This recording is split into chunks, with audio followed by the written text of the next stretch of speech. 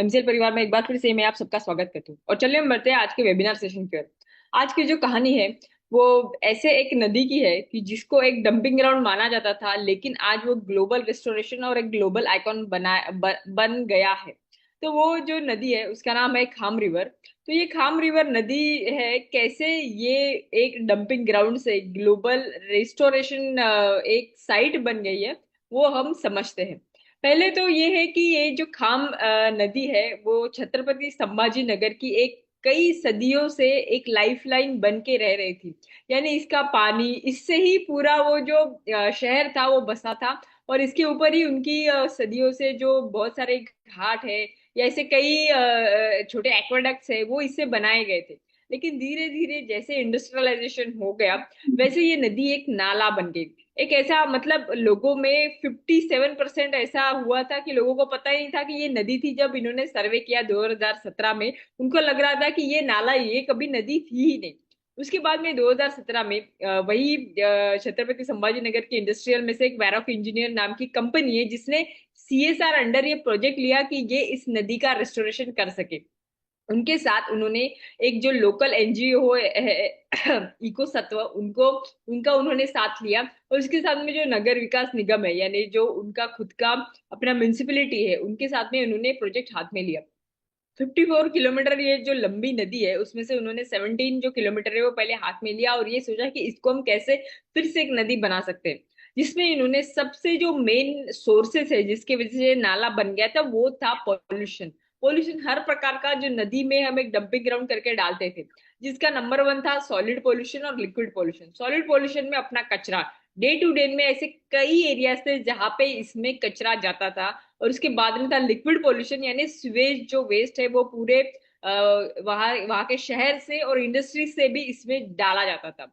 Sewage में ऐसे कई पाइपलाइन थी जो अंडरग्राउंड थी, जो कि बहुत सालों पहले किया था और जिसका पूरा लीकेज नदी में जाता था। उन्होंने वो पूरा धीरे धीरे धीरे उसको कवर किया। सीवेज की जितने भी अंडरग्राउंड पाइपलाइन है उसको बंद किया। जो जाने वाले थे उसको पहले उन्होंने अपने लेवल पे प्रोसेस किया और उसके बाद में नदी में जाने दिया। और सॉलिड पॉल्यूशन के लिए, यानी जो कचरा था उसके लिए उन्होंने हर जगह पे, जहां जहां पे ऐसे एरियाज थे कि लोग कचरा डाल देते थे नदी में, वहां पे उन्होंने एक पॉकेट पार्क बनाए। पॉकेट पार्क यानी छोटे छोटे गार्डन्स, जो गार्डन्स में उन्होंने जहाँ पे डंपिंग ये था कि कचरे के लिए डालते थे, वहां पे उन्होंने अच्छे से डस्टबिन बनाए, छोटे छोटे गार्डन बनाए जहाँ पे सस्टेनेबल चीजें वो रखे, नदी के पास में लोग बैठ सके, बातें कर सके। छोटे ब्रिजेस बनाए, ऐसे कई फिजिकल बैरियर्स बनाए जिसकी वजह से वो नदी में जा भी ना पाए। ऐसा करके उन्होंने 1000 ट्रक सिर्फ कचरा पहले बाहर निकाला। उसके बाद में 700 प्लस जो वर्कर्स थे, सैनिटरी वर्कर्स, उनको उन्होंने हाथ में लिया। हर एक जगह जगह पे अच्छे से कलेक्शन करना, उसका सेग्रीगेशन करना, उसका प्रोसेस करना, ये भी उन्होंने स्टार्ट किया। इसके पूरे मुहिम में धीरे धीरे 10 लाख लोग ज्वाइन हो गए। और आज ये ऐसा एक मुकाम पे पहुंच गया है कि यहाँ पे उन्होंने 97,000 जो नेटिव ट्रीज थी, वो नेटिव ट्रीज आजू बाजू में लगाए, जिसकी वजह से ये जो उसका पात्र है वो रिस्टोर हो सके। आज यूरोप ने इस नदी को जो है वो बख्शीश दिया है। और इसको एक ग्लोबली उन्होंने एग्जाम्पल बनाया कि कैसे अपने लोकल नदी को जो नाला बन गए उसको एक ऐसा ठिकान बनाए जहाँ पे बहुत सारे लोग आ सके, बैठ सके, एक नेचर पार्क बनाए। ये जो इम्पोर्टेंट चीज थी जो 2024 में ये नदी ने एक 2017 से 2024 में इन्होंने एक बदलाव करके दिखाया अपने गांव के लिए। वैसे एमसीएल जब बोलती है कि जो श्याम सर ने बिजनेस मॉडल बनाया हर एक तालुका में, जहाँ पे जो एमसीएल का प्रॉफिट रहेगा, नेट प्रॉफिट 20%, वो हमेशा कॉर्पोरेट सोशल रिस्पॉन्सिबिलिटी, यानी ऐसे ही प्रयोग जो ये हमने गांव में किया वैसे आपके तालुका में किया जाएगा और वो एग्जीक्यूट तालुका ओनर को ही करना पड़ेगा। तो चलिए यही बिजनेस मॉडल के जो करता है और हमारे एमसीएल के एमडीआई से उनको बुलाते हैं कि वो एक वेबिनार सेशन आगे बढ़ाए। Thank you.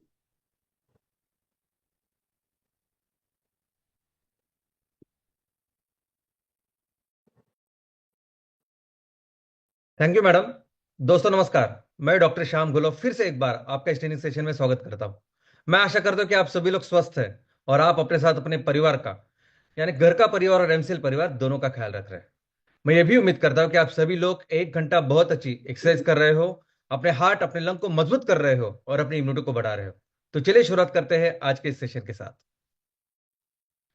दोस्तों हमने एक नए पर्व की शुरुआत की है और इस नए पर्व में हमें अपने आप को एक बिजनेस परिवार के तौर पे स्थापित करना है। मिराकल इन्फोसिस लिमिटेड एक बिजनेस ऑर्गेनाइजेशन है जो सस्टेनेबिलिटी सेक्टर में काम करती है, जो सस्टेनेबल ईंधन, सस्टेनेबल फूड और सस्टेनेबल चीजें बनाती है और बेचती है। इनकी अपनी मैन्युफैक्चरिंग यूनिट्स है और इनकी अपनी मार्केटिंग की यंत्रणा है। सन 2025-26 में इन्होंने इतना टर्नओवर किया है और इतना इनका प्रॉफिट है। इनका ये रिपोर्ट कार्ड है। तो एक अच्छे रिपोर्ट कार्ड के साथ, अच्छे अंकों के साथ इस साल हमें अपने आप को एक बिजनेस ऑर्गेनाइजेशन करके स्थापित करना है। लेकिन सबसे महत्वपूर्ण बात यह है कि इस साल हमें एक क्रांति की शुरुआत करनी है। क्रांति इस दुनिया को बचाने के लिए, क्रांति ये ग्लोबल वार्मिंग का खतरा हमेशा हमेशा के लिए मिटाने के लिए, क्रांति ये तेल आधारित अर्थव्यवस्था बंद करके कृषि आधारित अर्थव्यवस्था शुरू करने के लिए। दोस्तों, इस साल हम दुनिया को दिखाएंगे कि हर चीज जो आज हम तेल से तैयार करते हैं, हर वस्तु जो हम तेल से तैयार करते हैं, तो उसको 100% रिप्लेस किया जा सकता है ऐसी चीजों से जो हमारे खेतों से बनेगी, जो कृषि से बनेगी, जो हमारी जरूरतों को बहुत बेहतर तरीके से पूरा करेगी और साथ ही साथ हमारी इस दुनिया का, हमारी इस प्रकृति का भी ख्याल रखेगी। और दोस्तों, ये सब कुछ होगा एक जन आंदोलन के साथ, जिस जन आंदोलन की शुरुआत इस साल हमें करनी है। दोस्तों, हमें ये जो क्रांति करनी है, जन आंदोलन करना है, उसका एक ही माध्यम है, एक ही तरीका है, वो है बिजनेस। हमें मैक्सिमम बिजनेस करना है और इस साल भी कौन से बिजनेस करेंगे इसका रोड मैप हमने तैयार किया है। हमें हमारे परिवार के हर एक उद्योजक के लेवल पे बिजनेस की शुरुआत करनी है। हर एमवीपी, हर एमएसएस, हर एमपीओ के लेवल पे बिजनेस की शुरुआत करनी है, जिसमें 25 एमसीएनजी प्रोजेक्ट और कम से कम 200 एमकोल प्रोजेक्ट होंगे। और ये सब करने के लिए जो फंडिंग की व्यवस्था है वो हमने की है। कोई भी गवर्नमेंट अथॉरिटी उसे वेरीफाई कर सकती है, उसे कंफर्म कर सकती है। हाँ, अभी तक जिस जिस तरीके से इसका डिस्ट्रीब्यूशन होना चाहिए था, यूटिलाइजेशन होना चाहिए था, वो अभी तक हम कर नहीं पाए। कुछ टेक्निकल चीजें थी, कुछ इशू थे, लेकिन आज वो सभी टेक्निकल चीजें, वो सभी इश्यूज पूरी तरह से पूरे हो गए। और अभी आप देखना कि किस तरीके से, किस फास्ट और सीमलेस तरीके से, किसी एफिशिएंट तरीके से हम इसका यूटिलाइजेशन करते हैं। और अभी एक्शन दिखेगा, अभी एक्शन से हम बताएंगे कि किस तरह से हमने फंडिंग का इंतजाम किया और किस तरह से हम बिजनेस का निर्माण कर रहे हैं, किस तरह से हम बिजनेस को एग्जीक्यूट कर रहे हैं, किस तरह से हम अपनी लायबिलिटीज कम कर रहे हैं, रिफंड्स को कम कर रहे हैं। दोस्तों, मुझे पता है कि इस फंडिंग के डिले की वजह से हमारे परिवार के ऑलमोस्ट सभी सदस्य को बहुत बड़ी परेशानियों का सामना करना पड़ा, बहुत सारी कठिनाइयों का सामना करना पड़ा। और यह चीज हमारे साथ भी हुई। एमसीएल मैनेजमेंट, वैयक्तिक स्तर पे हमें बहुत ऐसी सारी प्रॉब्लम्स का, ऐसी सारी चैलेंजेस का सामना करना पड़ा कि जिसके हमने कभी कभी सपना भी नहीं देखा था, कभी उम्मीद भी नहीं थी कि ऐसा कुछ हमारे साथ होगा। लेकिन इसके बावजूद कभी भी, इस सारे प्रोसेस में कभी भी ऐसा नहीं लगा कि पहले हम क्या करते, अपने आप को छुड़ाते हैं, लीगली हम अपने आप को सेफ करते हैं। जो भी चीजें, जो भी लीगल कुछ हो सकता है, जो भी प्रॉब्लम हो सकता है, पहले उसको दूर करते हैं, अपने आप को सेव करने के बाद कंपनी के बारे में सोचते हैं। ऐसा कभी नहीं सोचा। हमेशा सोचा कि जिस विजन और मिशन के साथ हम सब लोग एक हुए हैं, जिस लक्ष्य को लेकर हमने इस बड़े संगठन का निर्माण किया, उसको पूरा करना है। और दिल लगाकर उसके ऊपर काम किया। कितने सारे प्रलोभन आए, कितने सारे कॉम्प्रोमाइज करने के लोगों ने ऐसी परिस्थितियां निर्माण की कि जहां हम फिर वे सब छोड़ के वो जो बोले वैसे करेंगे, लेकिन हमने कभी भी कॉम्प्रोमाइज नहीं किया। और दोस्तों, इन सभी परिस्थितियों को, इसका सामना करके जब आप अपने लक्ष्य के लिए काम करते हैं ना, दिल से काम करते हैं, जब आप पूरी शिद्दत के साथ काम करते हैं, तो दोस्तों ये प्रकृति आपकी सहायता करती है। और ऐसा ही अपने साथ हुआ है। अभी जिस फंडिंग का हमने इंतजाम किया है ना, वो फंडिंग ये लायबिलिटीज वगैरह की बात ही नहीं है, लेकिन जो लक्ष्य हमने रखा है, जो विजन और मिशन हमने रखा है, उसको पूरा करने के लिए फंडिंग है। और इसके बाद अब ये देखना, ये फंडिंग की चीजें ये कुछ दिनों के बाद में पूरी तरह से हवा में निकल जाएगी और हम सब लोग मिलकर सिर्फ एक चीज के ऊपर फोकस करेंगे, वो हमारा लक्ष्य, वो हमारा मिशन और वो हमारे बिजनेसेस। दोस्तों, इस ट्रांच के साथ हमें 19 एमकोल प्रोजेक्ट को पूरा करना है। लेकिन जिस तरह से टाइम फ्रेम चल रही है, जिस तरह से हमने लक्ष्य बनाया कि हमें इस साल में, इस आर्थिक वर्ष में 200 एमकोल प्रोजेक्ट को पूरा करना है, तो इसलिए अभी इस लिस्ट में और कुछ प्रोजेक्ट हम ऐड करेंगे और जिसके बारे में हम आपको अवगत करेंगे। दोस्तों, हमारे पूरे परिवार के लिए, हमारे संगठन के लिए एमकोल ये बहुत बहुत इंपॉर्टेंट ऐसा प्रोडक्ट है। ये एक सिंगल प्रोडक्ट है जो हमें दुनिया की बहुत बड़ी कंपनी बनाएगा। ये एक सिंगल प्रोडक्ट है जो हमें एक ब्रांड करके हमारी पहचान बनाएगा। दोस्तों आज अपने कितनी सारी कंपनियां हम देखते हैं, बड़ी बड़ी कॉर्पोरेट्स देखते हैं, कई सारी विशाल कंपनियां देखते हैं, लेकिन हमेशा ये कंपनी जब शुरुआत होती है तो कोई एक ब्रांड होता है कि जिसकी वजह से ये कंपनी पहले एस्टेब्लिश होती है। पार्ले ग्रुप आज कितना बड़ा है, लेकिन पार्ले जी आज भी उसके नाम से ये कंपनी चलती है, और वो एक प्रोडक्ट है कि जिसकी वजह से ये कंपनी इतनी बड़ी ब्रांड या एस्टेब्लिश हो गई। आज भी दुनिया में सबसे ज्यादा बिकने वाला अगर कोई बिस्किट है तो वो पार्ले जी है। भले ही आज पार्ले के कितने सारे बिजनेस हाउसेस हैं, बिस्लेरी पार्ले की है, कई सारे कोल्ड ड्रिंक्स है, कई सारे बिस्किट्स पार्ले के, लेकिन पार्ले का जो प्रोडक्ट है वो आज भी बरकरार है। रिलायंस आज कितना बड़ा उद्योग समूह बन गया है, लेकिन पहला वो प्रोडक्ट, पहला वो ब्रांड जिसकी वजह से रिलायंस स्टेबल हुआ, वो था विमल। वैसे ही एप्पल, एप्पल दुनिया की नंबर वन कंपनी है, लेकिन वो एक सिंगल प्रोडक्ट जो एप्पल को, जिसने एप्पल बनाया, वो आईफोन है। और ये जो प्रोडक्ट होते हैं ना, ये प्रोडक्ट एक फेथ होता है, एक विश्वास होता है लोगों में। यानी आप आंख बंद करके, कस्टमर्स आंख बंद करके उस प्रोडक्ट्स को लेते हैं, चाहे वो 5 रुपए का बिस्किट हो, पार्ले जी हो, या वो 1.5-2 लाख का आईफोन। दोस्तों वैसे ही काम हमें करना है। एमकोल के साथ वो विश्वास का निर्माण इस सेक्टर में करना है।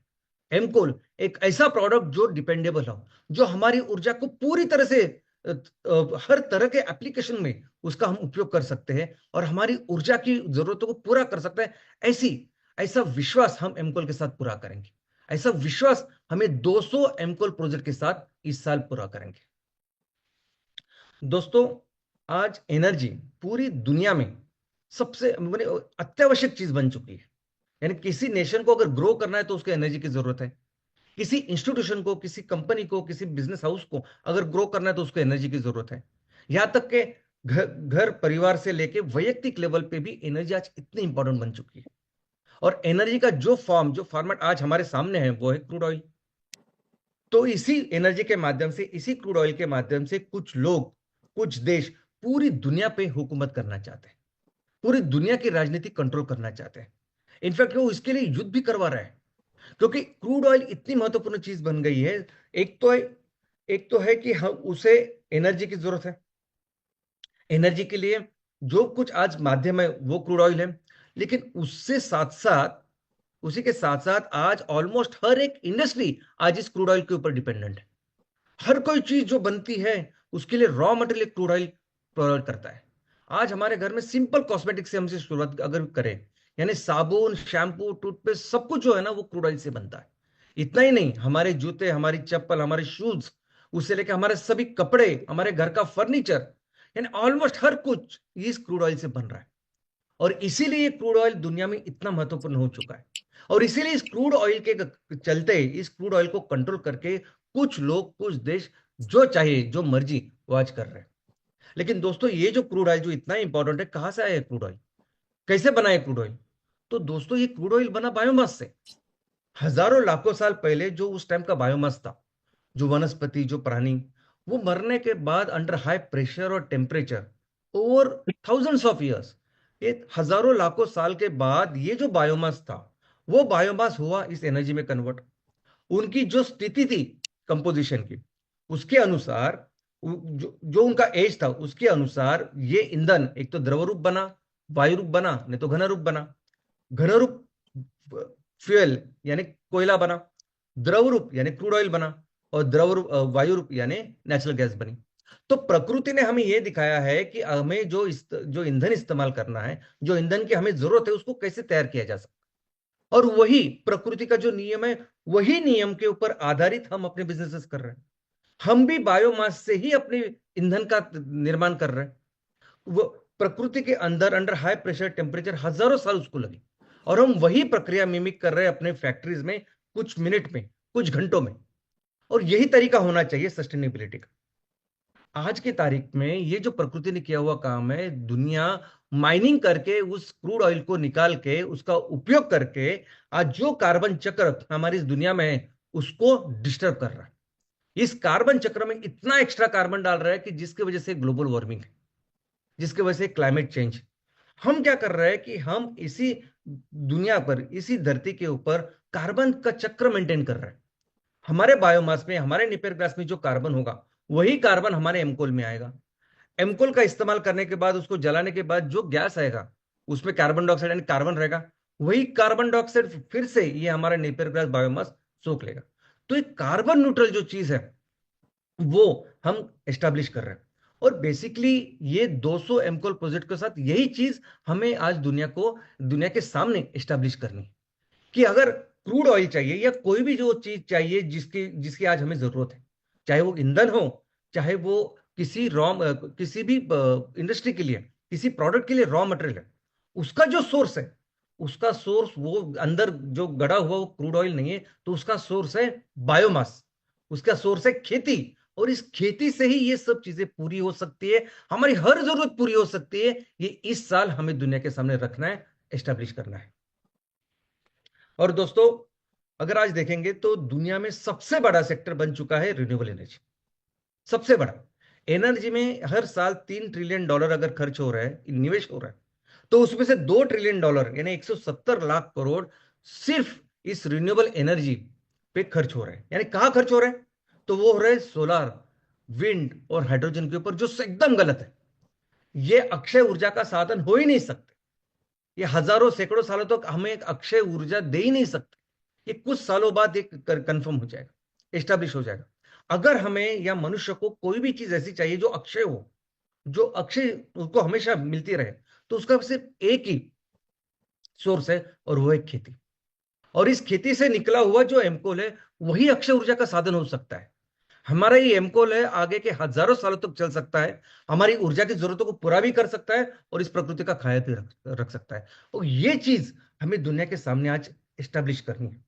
हमें ये बताना है इस साल कि अगर हमें रिन्यूएबल एनर्जी चाहिए, रिन्यूएबल एनर्जी का सोर्स अगर चाहिए, तो वो सिर्फ एक ही हो सकता है, वो एक खेती से निकला हुआ एमकोल। और जो भी आज निवेश हो रहा है, जो $2 ट्रिलियन आज निवेश हो रहे हैं ना, वो एक्चुअली हमारे खेतों में आनी चाहिए, वो एक्चुअली हमारे किसानों के ऊपर खर्च होने चाहिए, जो आपको अपनी जरूरतों को पूरा करेगा अच्छी तरीके से, सस्टेनेबल वे में। और यही हमें इस 200 प्रोजेक्ट के साथ दुनिया के सामने रखना है, और एक बहुत ही डिस्रप्टिव, बहुत ही क्रांतिकारी ऐसा प्रोडक्ट लेके इस दुनिया में अपने आप को एज अ ब्रांड करके एस्टेब्लिश करना है।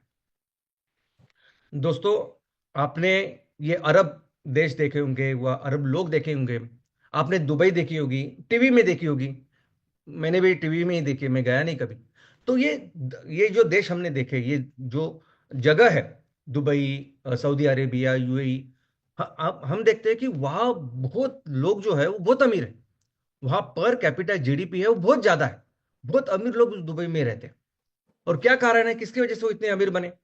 तो उसका कारण है तेल। इन सभी देशों में तेलों की कुएं हैं, जिन कुएं से वो तेल निकालते हैं और दुनिया में बेचते हैं। लेकिन दुबई के साथ कैसे हुआ कि उनके जो तेलों की कुएं थे, वो कुछ सालों के बाद वो तेल वहां खत्म हो गए।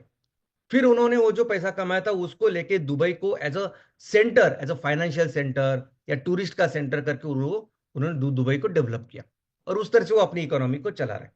दोस्तों, अब ये तेल आधारित अर्थव्यवस्था जब कृषि आधारित अर्थव्यवस्था हो जाएगी, जो कंपलसरी है, जो कंपलसरी होनी है, तो उसके बाद ये जो हमारे खेत है ना, ये हमारे खेत ऐसे कुएं हैं, आने वाले दिनों में ऐसे कुएं होने वाले हैं कि जिनसे ये ऊर्जा निकलेगी निकलेगी, कभी खत्म नहीं होगी।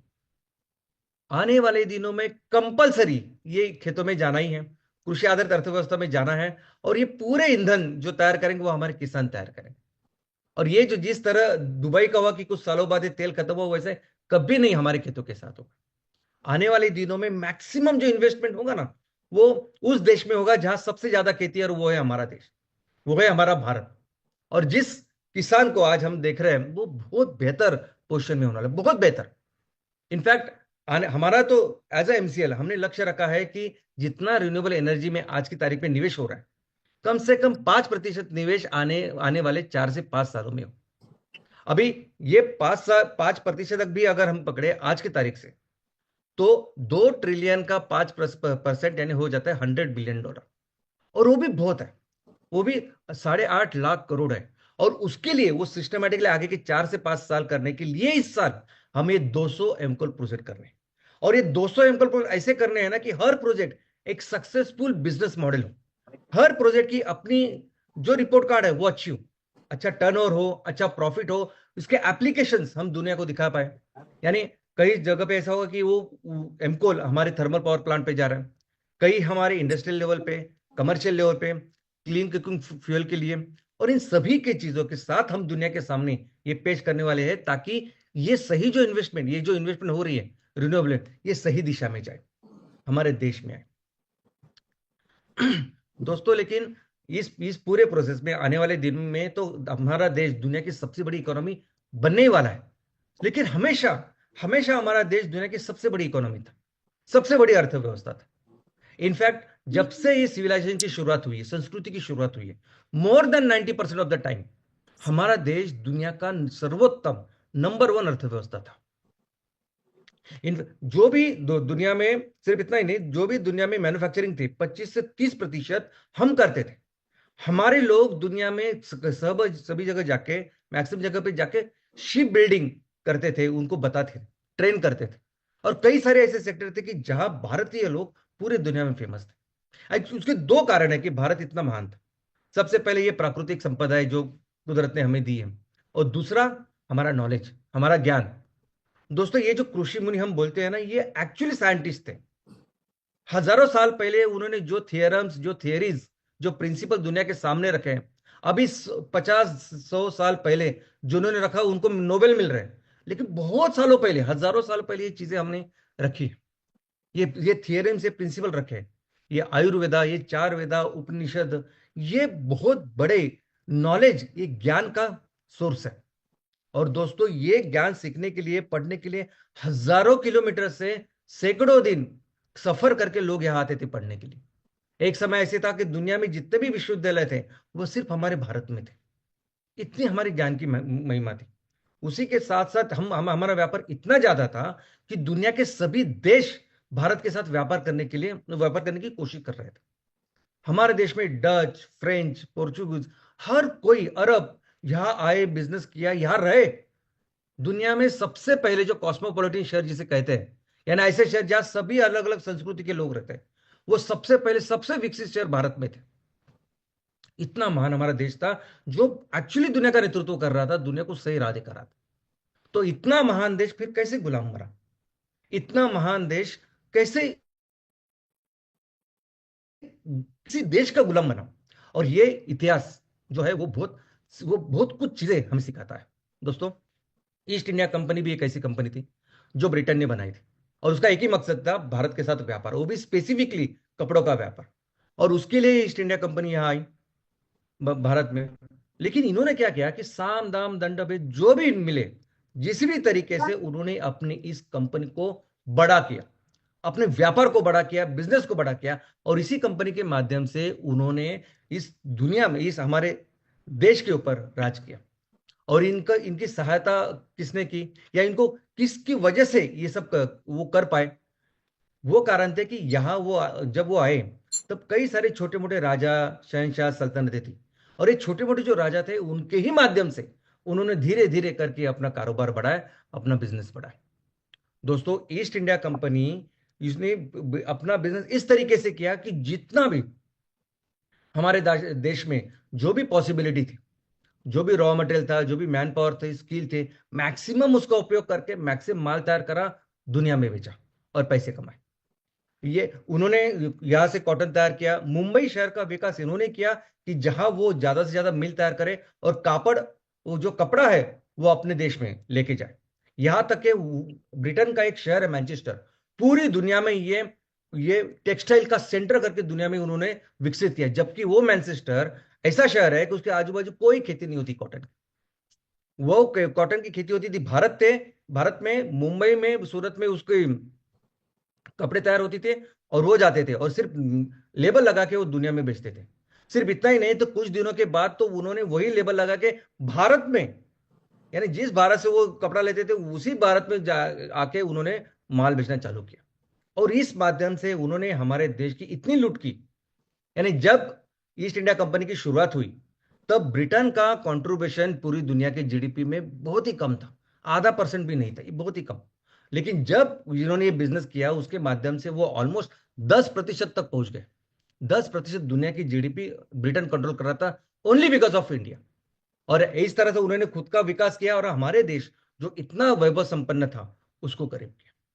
दोस्तों, लेकिन आज भी दुख की बात यह है कि आज भी ऐसी कई सारी ईस्ट इंडिया कंपनी काम कर रही है। आज तेल आधारित अर्थव्यवस्था है, लेकिन इस तेल आधारित अर्थव्यवस्था में भी अगर आप देखेंगे तो हर सेक्टर में कोई ना कोई ईस्ट इंडिया कंपनी है। ईस्ट इंडिया कंपनी जो पूरी तरह से कारोबार को कंट्रोल कर रही है। वो माल बनाती यही है भले ही तेल रॉ मटेरियल हो, लेकिन यही से मैन्युफैक्चरिंग करते हैं, यही लोग उनकी मदद करते हैं, यही वो मार्केटिंग करते हैं, यही बेचते भी हैं। यानी सब कुछ यहां होता है। वो अपने घर से अपने देश से कुछ नहीं लेके आता। और बिजनेस करके प्रॉफिट करके जो प्रॉफिट बनता है, जो पैसा बनता है, वो अपने देश में लेके जाते हैं। और यही कारण है कि जितनी तेजी से हमारी जो ग्रोथ होनी चाहिए वो नहीं हो रही, क्योंकि ऐसे ईस्ट इंडिया कंपनी बहुत सारी काम कर रही है हमारे देश में। और जो लोग इनके लिए काम कर रहे हैं उनका फायदा हो रहा है, लेकिन जो नहीं कर रहे हैं उनको इतना फायदा नहीं हो रहा, और इससे जो विषमता है वो भी बढ़ रही है देश में। दोस्तों, ऐसी ईस्ट इंडिया कंपनी, लेकिन जब ये तेल आधारित अर्थव्यवस्था जब कृषि आधारित हो जाएगी, हम देखते हैं कि जब कृषि आधारित अर्थव्यवस्था हो जाएगी दुनिया में, तो पूरी दुनिया में किसी के पास इतने रिसोर्सेज नहीं जितने भारत में। इसलिए पूरी दुनिया में सबसे ज्यादा निवेश कल आने वाले दिनों में भारत में होगा, और भारत आर्थिक व्यवस्था होगी। लेकिन ये कंपनियां इस तरीके से काम कर रही है, ये सभी जो ईस्ट इंडिया कंपनी वर्जन्स है, जो छोटे छोटे यूरोपियन देशों से आती है, लेकिन यहां इतना बड़ा कारोबार करके सब प्रॉफिट अपने यहां लेके जाती है। ये सभी कंपनियां कल अगर ये तेल आधारित अर्थव्यवस्था से कृषि आधारित अर्थव्यवस्था भी हो गई, तो भी ये अपना जो कंट्रोल है वो ऐसे ही रखेंगे। वो ऐसे ही रखेंगे, वैसे ही लूट कर सकते हैं। और इसके लिए उन्होंने एक व्यवस्था बनाई है, उसका एक तरीका है, और वो तरीका है स्टार्टअप। वो तरीका है स्टार्टअप। स्टार्टअप यानी अपने देश की एक कंपनी होती है, जहां अपने देश के नौजवान प्रमोटर एंटरप्रेनर्स उसकी शुरुआत करते हैं। बिजनेस आइडिया हमारी होती है, प्रोडक्ट हमारा होता है, मेहनत हम करते हैं, मैनेजमेंट हमारा होता है, और पूरा व्यवस्थापन करके माल भी तैयार करते हैं हम, बेचते भी हम। तो ये जो स्टार्टअप होती है, इनिशियल डेज में जब इनको पैसे लगते हैं और इनको उनके पेपर्स न होने की वजह से उनको लोन नहीं मिलता, तब ऐसे ऐसे वक्त में जब एक छोटी होती है, तब ऐसे कंपनियों में ये कंपनियां निवेश करती है, उनकी इक्विटी लेती है, उनको पैसे देते हैं, उनकी इक्विटी लेती है, और धीरे धीरे करके स्टेप वाइज जैसे जैसे कंपनी ग्रो होती है, वैसे वो एश्योर करते हैं कि ये कंपनी की पूरी इक्विटी, ये कंपनी की मालिक की सब मैनेजमेंट इनके हाथ में हो। यानी ये स्टार्टअप आने वाले दिनों फिर ऐसा काम करते हैं कि पूरा बिजनेस वगैरह ये करती है, पूरा मैनेजमेंट, पूरा माल बनाना, उसको बेचना, वो सब मेहनत ये लोग करते हैं। लेकिन अल्टीमेटली ये सब प्रॉफिट उनके लिए जाता है, उनके उनके देश में जाता है, जो इसके कंपनी के मालिक होते हैं, जो ओनर होते हैं। और ऐसे कई सारे एग्जांपल आज हमारे सामने। फ्लिपकार्ट आज हमारे स्टार्टअप के जो सबसे बड़ी कंपनी बनी ना, उसमें से एक है फ्लिपकार्ट। सबसे बड़ा वैल्यूएशन अगर किसी स्टार्टअप का आज की तारीख में है तो वो फ्लिपकार्ट है। और ये फ्लिपकार्ट शुरू भी की हमारे लोगों ने। और आज हम देखते हैं कि जब भी हमें ऑनलाइन ऑनलाइन शॉपिंग ये बहुत बड़ा सेक्टर बन चुका है, तो हम सोचते हैं कि हम अमेजोन से नहीं लेंगे, हम फ्लिपकार्ट से लेंगे, वो हमारे देश की कंपनी है। लेकिन वो फ्लिपकार्ट के लोगों ने अपने सब कुछ, सब शेयर, 100% इक्विटी आज उनको फॉरेन वाले यानी अमेरिकन बेस्ड जो कंपनी है वॉलमार्ट, उनको दे दी है। आज 100% उसकी जो इक्विटी है, ओनरशिप है, आज उनके पास है, और यह है उनकी ओनरशिप। आज उस वॉलमार्ट के पास 80 ऑलमोस्ट 85% है। दूसरी जो 7% वाली कंपनी है वो भी अमेरिकन है। माइक्रोसॉफ्ट हम सभी जानते हैं वो अमेरिकन है। यानी 98-99% आज अमेरिकन लोगों के पास इसकी आज इक्विटी है। तो जो भी फ्लिपकार्ट, जो भी हम बिजनेस करते हैं, धंधा करते हैं, उसका जो भी प्रॉफिट हो रहा है वो आज उधर जा रहा है। और यही नहीं, आप फोन पे देखिए। फोन पे एक ऐसी कंपनी है कि जो यूपीआई में सबसे ज्यादा बिजनेस आज हमारे देश में करती है। फोन पे भी शुरुआत हमारे एक स्टार्टअप से ही हुई। फोन पे बेसिकली हमारा स्टार्टअप है, बैंगलोर बेस्ड लोगों ने इसकी शुरुआत की थी। और आज तो हम देखते हैं कि अगर सब्जी लेने भी जाए और 10 रुपए भी देने हैं तो हम लोग उसको यूपीआई से करते हैं, ऑनलाइन पेमेंट करते हैं। और इस ऑनलाइन पेमेंट में जितना भी बिजनेस हो रहा है, उसमें से लगभग 48 to 49% यानी ऑलमोस्ट हाफ बिजनेस कौन कर रहा है, तो फोन पे।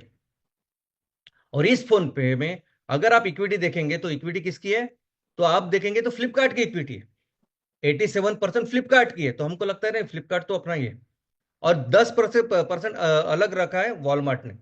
यानी किसी भी नॉर्मल पर्सन को ऐसा लगेगा फ्लिपकार्ट है ना अपने देश की कंपनी, उससे आ रहा है, लेकिन ये लोग इस तरह का अलग अलग मुखौटे पहन के इसको लेते हैं।